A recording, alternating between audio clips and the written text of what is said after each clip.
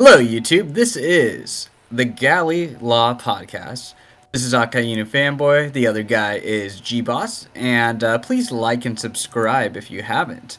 Because today we are going to be reviewing One Piece Chapter 1083. The Truth About That Day. So, we are graced by the Doflamingo cover story where he is showing more compassion than he did to his crew and his family to a bird. So this is canon right now, you know. Yeah. And thoughts on the cover story? Nothing. I don't think that it's gonna have any deeper meaning. I don't think Oda's gonna try and make Dofi a good guy or anything. But I think it might be symbolism of him taking down the celestial dragons from their tree, but that's another. I'm joking. Yeah. Maybe. But so we're at Kamabaka Queendom, and we see basically that the revolutionaries actually announcing that they got some W's, you know. So basically, we have they said that they destroyed the Celestial's dragon symbol, they rescued Kuma, and they freed as many slaves as possible. yeah, I wish we kind of got to see like the moment that they declared war, kind of like a like the part where Usopp shot down the flag and declared war. But we just kind of got told about it, that they destroyed the dragon symbol. Right, and I mean, like, it's nice for them. I don't like kind of the telling versus showing dynamic here, but it feels like Oda has to do that to make up for all the lost time, though. Mm-hmm. Yeah, I mean, we were basically shown a lot of the stuff. We just kind of got it expanded on a little bit here. We don't need to see like all the fights because a lot of stuff has gotten off screen before. But it was kind of nice to see, especially later on in regards to the admirals about their level of strength. Yeah, so do you think this is bad writing that they basically were kind of rushing through the revolutionaries' victories, you know? Because it says, like, we had 12 uprising to the nations, 8 which were successful, right? Mm-hmm. And then so they say, and we destroyed the food reserves and all this stuff, and it's like, do you think it's kind of, yeah, okay, they're stating they got some W, sure, but you don't have the same emotional impact because it's not shown to you, you know? Yeah, I feel like the weakest part of the overall plot, and I think we've said this before, is the Revolutionary Army's kind of presence within the world. Because we don't really see it that much compared to like pirates or the Navy or like even the warlords, and there's only 7 warlords. We see them have a bigger impact in the overall world more than the revolutionaries. Like you said, we only kind of hear about their victories. And I feel like that's it. I don't know how at this late point in the story Oda would I think Oda's trying his best to kind of bring them in to be like, oh yeah, they're going to be an important part. And I believe that they do have an important part because they're directly up against the world government. So yeah, and it's just kind of awkward. He's making up for lost time, it seems like, you know? Yeah. Right? It's just kind of like, yeah, I don't know. I think that's kind of part of the issue there. It was funny how Eva Ka pointed out how we pointed out, oh, they freed a nation and then it got destroyed, you know? Yeah. And then, you know, basically Dragon saying the news is biased and all this stuff. And then we kind of see more of this vengeful part of Ivankov here. Now, what do you think about the God's Knights? I don't know, because it seems just like another faction that we're getting thrown into, and I don't know how they're going to play into the story. But I was reading one thing, and the main one in the center kind of has the outline of Shanks. Do you see that? Yes, I do, and I think that's a hilarious idea right there. That's incredible. Yeah. I mean, we don't get much from. Maybe one looks like a fishman, like on the left-hand side, the taller one. But I don't think if they're working for the world nobles, they would have fishmen. But yeah, these seem to be like the elite people under the world. Under it seems like not the celestial dragons, the Gorosei. Right. That's what I think. But 1, 2, 3, 4, 5, 6, 7, 8. We see 9 of them. So that also matches up with the number of Straw Hats minus Luffy. So who knows what is going to happen with all this? What are your thoughts on it? It came off as slightly superfluous than that we have Cypher Pull, you know? Yeah. Right? And it's like, why don't we just put some busted figures in Cypher Pull? Mm-hmm. Why do we need to have a whole new faction created? Especially when, you know, we can just have like more busted Marines thrown into the story too, you know? Yeah, bring back Smoker. Like I've been saying. Yeah. Or like make the Vice Admiral stronger, you know? Or, oh yeah, we have these things called the Seraphim. Mm-hmm. You know? Like, is it out of the realm of possibilities that the world government has a whole unit like this? No. Does this retroactively make the Yonko or Whitebeard versus the world government seem worse? You know, for the pirates, yeah. They seem a lot weaker now. You know? Because the government seems to have all these hidden people that they weren't using initially, you know? That's true, but maybe they're only like maybe they're only brought out for like if there's something that's directly opposing the Gorosei themselves in Emu. So right. Well, I'm just saying there's more there, right? You know, like let's just say Whitebeard frees Ace or completely destroys the Navy there, right? There's still a lot more in the background that they have, basically. You know what I mean? Yeah. So but I think this is kind of setting up like the world government as its own kind of separate faction than the Navy. Yeah, that's true. That's a good point. Mm-hmm. Like, okay, they don't have to rely directly on the Navy, because like the world government just kind of had they had Cypher Pole and the Gorosei, and that's pretty much it for like manpower. So right. Yeah, then so after that, basically, you know, they discuss Sabo's new title. Sabo's not too keen on it. And then they basically started getting into the truth of Cobra's assassination too. And they were saying Cobra was a Ghoul ruler. And then we finally get the shot of him next to Cobra's dead body. And basically, before we get to that, we get to the cut of revolutionary captains freeing the slaves and everything. Yeah. Which I liked this flashback more so than the first part of the chapter.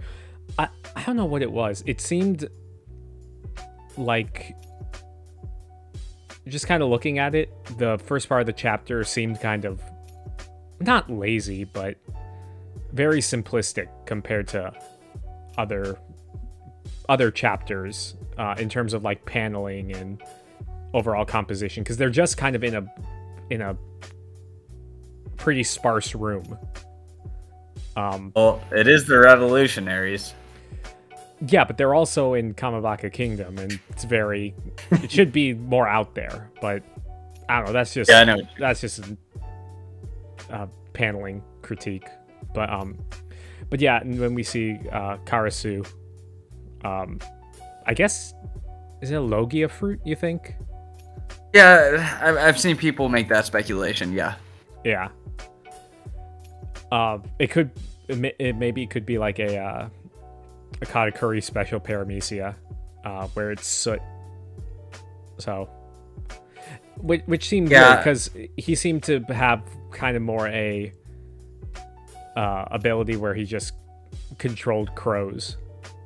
Mm-hmm. So, Karase seems to have like kind of the coolest design out of them, in my humble opinion. He's the one I enjoy the most, and it was interesting to see him clash with Fuji for a little bit. Fuji doesn't seem particularly fazed by it. You know, he's just kind of whatever. You know, I think there seemed to be more friction there when he fought Sabo and Dressrosa. You know. And then Morley is doing his thing, and it's kind of funny how Green Bull refers to him as a pervert, you know? Now, what was it? When Fujitora was expressing to Sakazuki why he didn't capture the revolutionaries and everything, it was basically the same excuse they gave here. They couldn't risk destroying the holy city and all the people. But now kind of Oda is like kind of hitting this point home, like, I'm going to show you that like these celestial dragons were threatening executions for the admirals, basically. You know, if they got hurt in the process, and then they were also calling Fujitora a moron for like calling in a meteor, basically. You know. Yeah, and I kind of appreciate that because a lot of people were downplaying the admirals in their strengths, like, oh, they just got beat by these 4 guys, but. I mean, you look at their set of powers, like Ryokugyu and Fujitora, their abilities, like when they pull out their big guns, they can like level like huge parts of Marijoa. So yeah, it makes sense that they would have to be restrained, especially, I mean, just looking at the Morley and Ryokugyu panel. You see all the celestial dragons underneath them while they're fighting. Yeah. So they're like directly involved in that, which makes sense that they would have to protect them. Yeah, I mean, I think Green Bull's reconsidering that a little bit, you know? Yeah. But yes, and then they further solidify it again when we see... I assume Jabra's the one that's speaking. If we were... anywhere but the home of the gods, that'd be more than enough power to turn any battlefield upside down, basically. Where he's saying, like, 2 admirals could basically gain victory over just about anything, you know? Yeah. And, you know, and then, you know, Bluto's like, okay, but we're still going to give him some credit. So it's kind of like some power scaling by Oda, like, no, they would get smoked, but they're doing an impressive showing right now, kind of thing, you know? Yeah. That's kind of how I read it a little bit, you know, because let's be real, they would probably get annihilated if this wasn't the case, you know.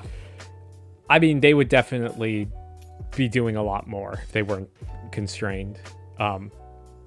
But I just want to say this is a weird place to be like, oh yeah, the rest of CP9 is here too and part of CP0. You think that would have come up earlier, instead of just this random panel. I mean, we got the confirmation with Bluno and Khalifa in Film Red, but the rest of them, we didn't have any idea what was going on with them. Yeah, does it look like they're in CP0 now? Well, I know that still rocking the suits. I mean that Bluno and Khalifa are directly stated to be part of CP0, so it would gotcha. It would make sense for the rest of them to be in it too, which makes their cover story even more weird because they basically quit Cypher Pole. But I need to reread that cover story again. Yeah, and maybe we could get back the Doriki levels, right? With oh yeah, Ukuro. Literal Dragon Ball power scaling. Let's go. Yeah, so and then we basically we transition over to Sabo seeing Kuma, and we see a little bit of like Bonnie, Shirahoshi, and your main girl is talking shit to Rob Gucci. Of course, because she's the best. Yeah, she is. Yeah, but so I like seeing the side of Vivi, and it is brave of her to say that to Lucci. Yeah. So. Yeah, I don't know. Maybe maybe I'm reading too much into it, but I think it's interesting that Lucci is kind of I don't know, the way that he's kind of drawn. He's not like being smug or anything about it, because she's saying like, "Oh, you didn't protect Shirahoshi," and referring to Charlos that he's going to go after her again. And he's saying, "We'll protect you," but again, it doesn't seem like he's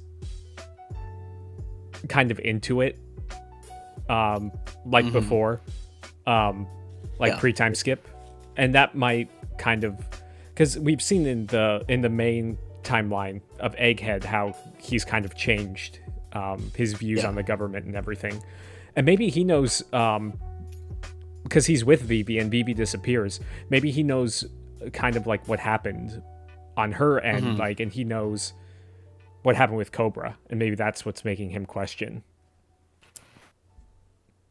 Yeah, and I think that would give more incentive for the government to try to kill Kaku and Lucci as well. Mm-hmm. Yeah, and then I just wanted to say I had forgot that Bonnie was on Mary Joa. Until the one panel, like, oh yeah, she's here too, because she's now like involved. Like, okay, how did she get from there to Egghead Island? Yeah, and how did and what's going on with her, like in the present timeline with the memories and everything. Mm-hmm. So she's gonna be right. important. Yeah. So it looks like this flashback's gonna collect all the connect all these points basically that are missing. Mm-hmm. So that's about my thoughts. I have one closing question for you, but is there anything else you want to bring up towards this end? I mean, I'm interested to see. So I'm trying to think back to the chapter where Sabo, where Lulusia was destroyed. It said that Sabo had seen something, correct? Mm-hmm. So that would indicate that, like, when he's where the picture was taken. Again, who took the picture? Yeah. Unless they have like surveillance snails, and how did that get leaked? Like, because Cobra is going in by himself to the Gorosei, so it's definite that something happened with them. And I'm wondering if this flashback is going to continue into next week, or if we're just going to get cut off again. I think they're going to continue it. I think they're just going to finish it all up. Hopefully. Yeah, for sure. Yeah. But that's it for my thoughts. So do you think Shanks killed Cobra? That's an interesting thought. Because Shanks was at there at the time. Yep. It's interesting. He's now confirmed to be a God Knight. Yeah, definitely. Confirmed. Yeah. It could be. Is it a? You can't really tell what type of injury he has. But yeah, that is an interesting theory. That would be a shock. Yeah. Mm-hmm. I hope the revolutionaries go to war with Shanks' crew. I think it would be a fair fight. And Dragon versus Shanks. Yeah, it's not like they would get the kid treatment at all. I mean, who knows at this point? The only one we've really seen in action are Sabo, Kuma, and like Ivankov. Yeah. But yeah, that's all I have to say. It's a pretty good chapter. Not a whole lot to discuss. Yeah. No. It was pretty straightforward, filling up some gaps that we needed filled up, and look, I'm more curious about the Rocky Port incident. I think that may happen in this arc too. We might get that filled up as well. Maybe. Yeah. So, anyways, like and subscribe if you haven't. Thanks for listening, everyone. We will see you next week. See ya.